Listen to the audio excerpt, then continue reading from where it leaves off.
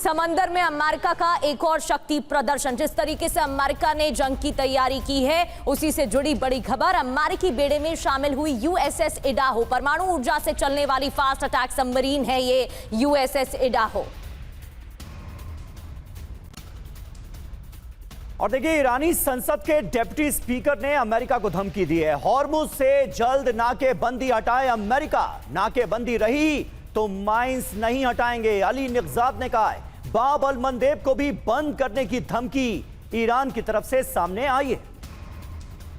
Straight of Hormuz पर नाकाबंदी, टूटेगा ईरान का सब्र। ईरान की जिद क्या है? स्ट्रेट ऑफ हॉर्मुज पर ईरान का पूरा कंट्रोल हो, जंग खत्म होने तक स्ट्रेट ऑफ हॉर्मुज पर ईरान का ही नियंत्रण रहे। और ईरान संसद के डेप्यूटी स्पीकर अली निगजाद ने इसको लेकर धमकी भी दी है। जी हां, हॉर्मुज स्ट्रेट से नाकेबंदी हटाए अमेरिका, यह कहा गया है। जब तक अमेरिका की नाकेबंदी रहेगी तब तक माइंस नहीं हटेंगी।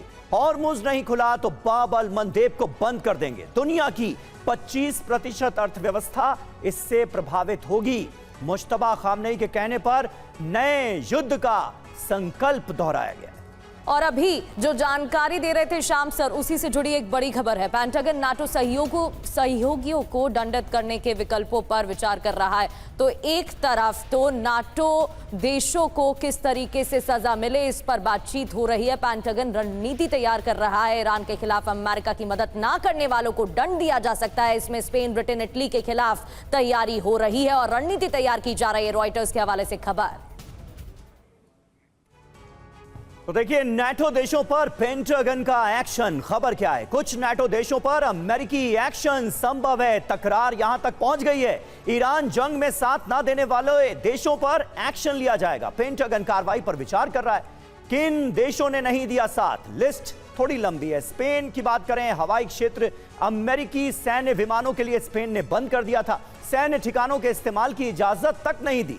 इसके बाद रडार पर इटली, एयरबेस के इस्तेमाल की इजाजत देने से इटली ने साफ इनकार कर दिया था। अमेरिकी हथियारों को ले जाने वाले विमान रोके थे इटली ने, इसलिए इस पर भी एक्शन संभव।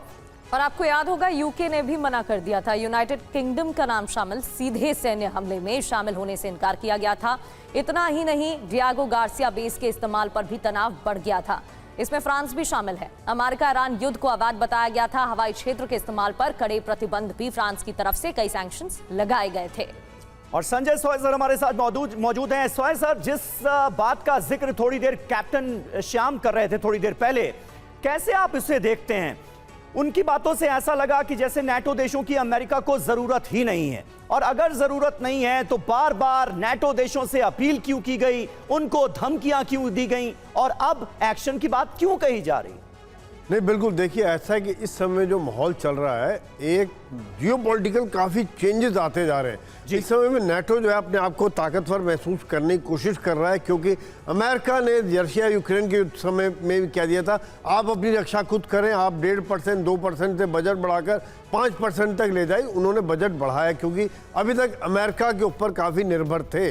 काफ़ी हद तक बात ठीक भी है कि आपको अपना रक्षा खुद करनी चाहिए, कब तक आप, लेकिन जब आप रक्षा कर रहे हैं तो इन्होंने एक तो वहां उनको लगा कि आप किस प्रकार से नाटो के अंदर आप प्रेशर डाल रहे हैं। दूसरी बात, आए दिन कभी किसी लीडर को, एक डेमोक्रेटिकली इलेक्टेड लीडर को आप बेइज्जती कर देते हैं पब्लिकली, तो उस देश के अंदर एक असंतोष की भावना आ जाती है। वो डेफिनेटली उसका असर पड़ता है, वो खुल के उस तरह से साथ नहीं आ सकता। तीसरी बात यह है कि अमेरिका जो है अभी जो माइन स्वीपिंग के लिए आएंगे, जैसा कैप्टन श्याम कुमार कहते हैं, लेकिन जब तक वो हॉर्मुज अमेरिका क्लियर नहीं कर देता है, सिक्योर नहीं कर देता है, अगर वहां पर जंग चल रही या ईरान का खतरा बना रहेगा, तब तक ये लोग माइन स्वीपिंग के लिए नहीं आएंगे। उसके बाद में इन्होंने प्रॉमिस किया है, जापान ने, इंग्लैंड ने, और जिनके पास माइन स्वीपर्स काफ़ी संख्या में अच्छे हैं, वो भेजेंगे। लेकिन नाटो और अमेरिका के जो रिलेशनशिप है, इसमें डेफिनेटली एक असर आ रहा है। और बीच में ये भी बात उठी कि यूरोप अपना ही नाटो बनाने के ऊपर भी विचार कर रहा है कि क्यों हम अमेरिका के ऊपर हमेशा डिपेंडेंट रहे, क्यों ना हम अपना अलग ही बनाओ, अलग ताकत के तौर पर उभरें।